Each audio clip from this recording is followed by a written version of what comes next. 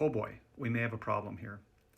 It's no secret that the opioid epidemic, which includes fentanyl as a drug, has been a big problem over the last number of years in North America, if not worldwide. Researchers have identified in as many as 10 babies there are features that they think may be part of a new syndrome which involves exposure to fentanyl in the womb by pregnant mothers.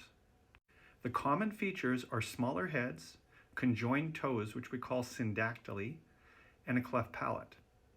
Here is a sampling of some of the faces of this condition, and you'll note when you look at them, you have a gestalt impression that there's something wrong. They may have a thin upper lip, they may have a flat philtrum. That's your little indentation above your lip.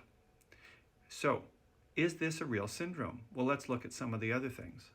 When you look at the picture of the foot to my left, you can see that the toes are indeed fused of the second and third toes. We call that syndactyly.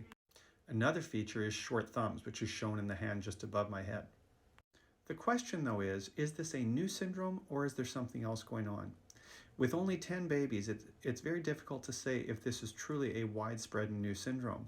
One of the things that we need to look out for is that some of these features can be seen with the common drug, which is alcohol.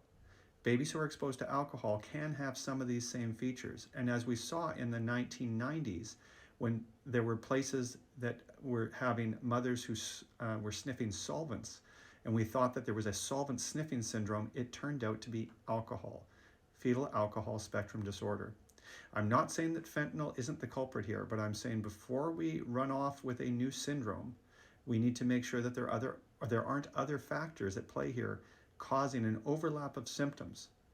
One thing I will say for sure though, is if you are using fentanyl in pregnancy, please see a provider and try to get switched over to something that is a lot safer, such as methadone or buprenorphine, and indeed seek help.